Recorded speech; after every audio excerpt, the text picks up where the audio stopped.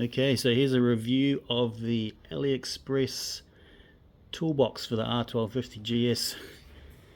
This bike's just done 6,500 Ks from Brisbane to the Flinders ranges and back. I put this toolbox on before I left. I did change out some of the bolts for longer ones and a few stainless things, but it's held together.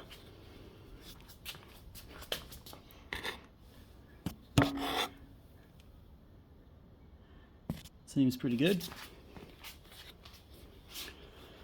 Nothing's fallen apart. Open it up and see how it went.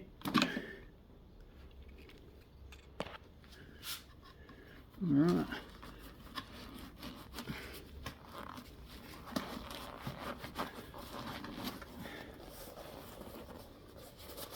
Not too bad.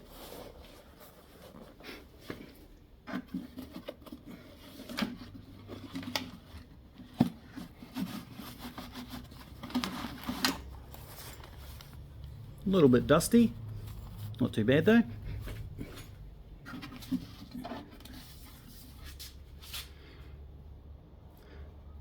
So yeah, bit dusty, but held together okay.